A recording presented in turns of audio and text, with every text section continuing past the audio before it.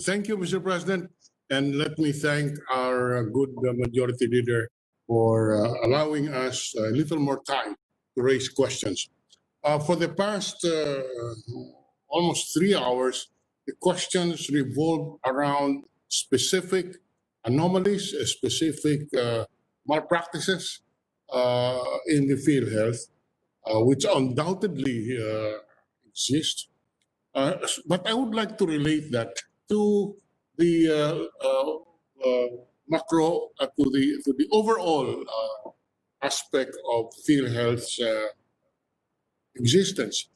What I would like to know is, and anybody can answer this question, field health is basically an insurance system. And in an insurance system, you determine the actuarial life.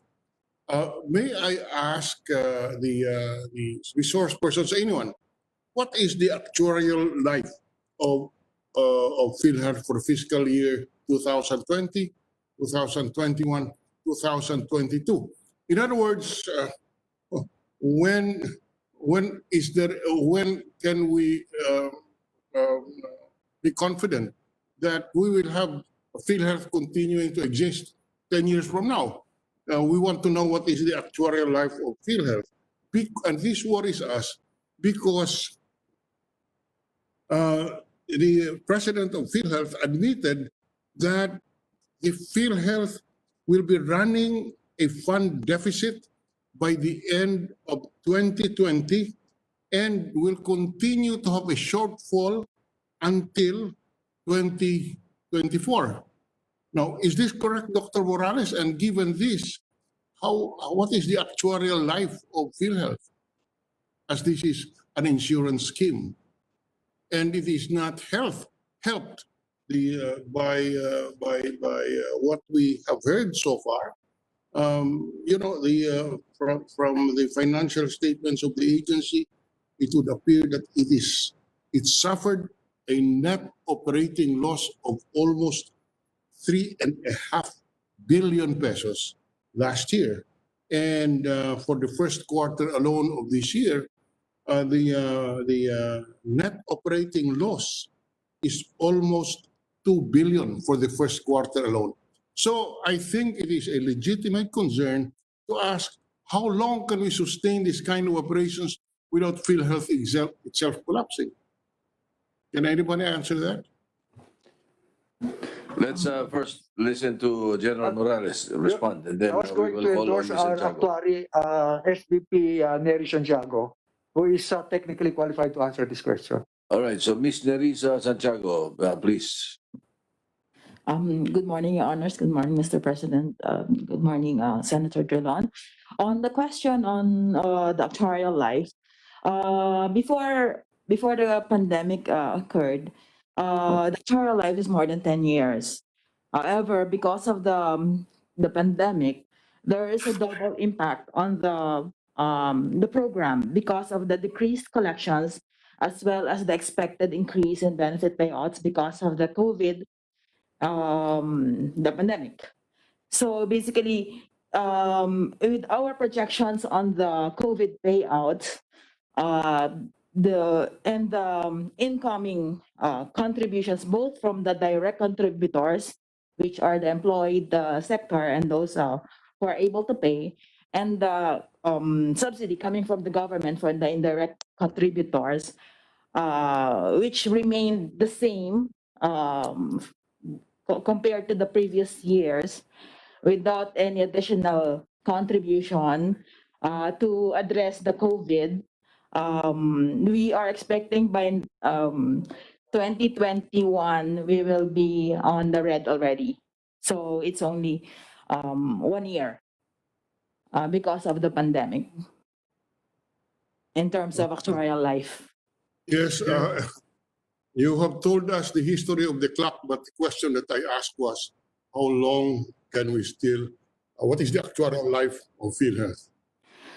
Which is an insurance scheme, and it is given that in any insurance system, you plot out how long the system can last, given its present state of financial condition. Because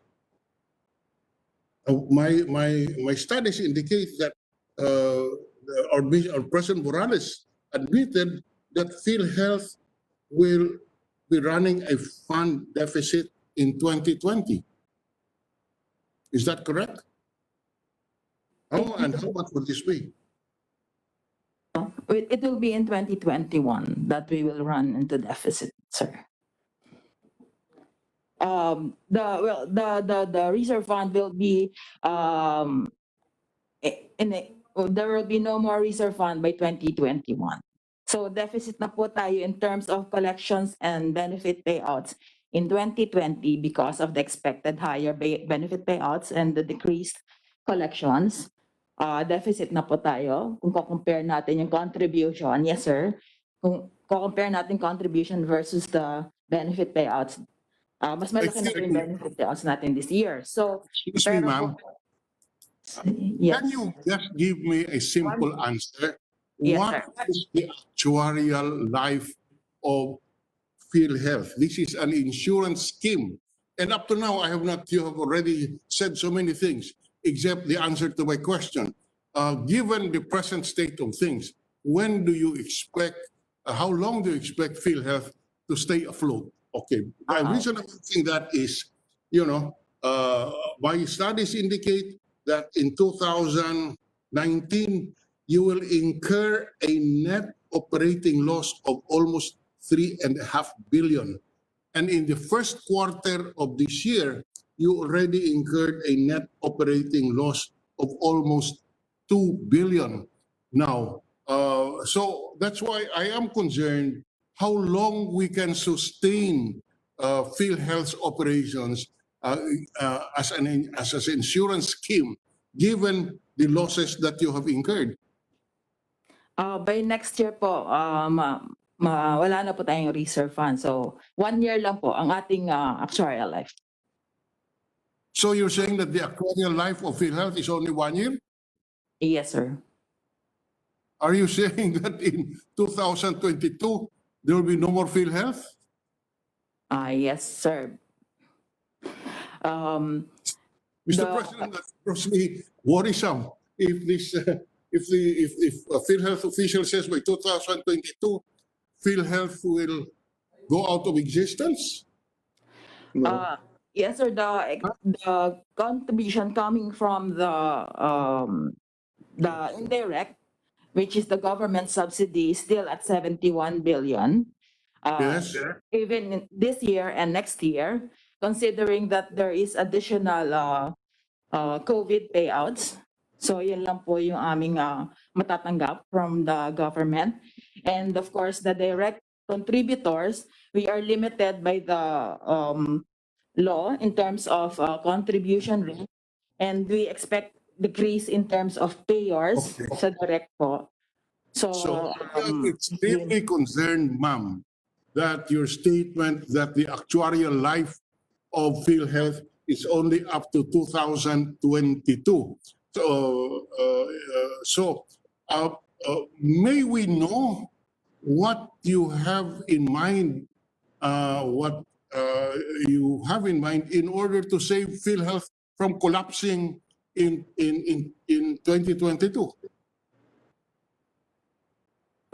What we can only, in terms of keeping it afloat, the government has the responsibility to keep it afloat. So we can only survive with additional contributions coming from the government. Yes, you mean subsidy, not contribution, subsidy. Yes, sir. Huh? Contribution for the indirect, sir. Yes, sir. Subsidy. My goodness gracious, contribution comes from the members. When you're asking for government assistance through the budget, you call that subsidy or assistance to GOCCs under the Yes, sir. budget. Okay, sir. Huh? Yes, So sir. how much contribution, how much assistance would be needed from the national government in terms of subsidy?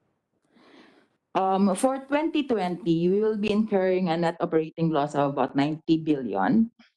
And for 2020, Again, can you please, if you don't mind, can you speak without your, sorry. yeah, extremely difficult for us to understand. Okay, sir. For 2020, we expect a net operating loss of about 90 billion. Then, yes, sir. Okay. And So for for 2020, okay. and for 2021, if the COVID pandemic persists until 2021 and no vaccine is discovered by 2021, we will incur about 147 billion in terms of operating loss. Yes, sir. Uh, this is very serious. We would like really to hear what steps you are going to undertake, assuming that your projections are true. This is really a cause of concern for the entire country when you're saying that in 2021, unless additional subsidies are given in the national budget, the PhilHealth system will in fact collapse. Is that what you're saying? Yes, sir. That's correct. All right. I'm dumbfounded. I don't know what question to ask next because of what I hear.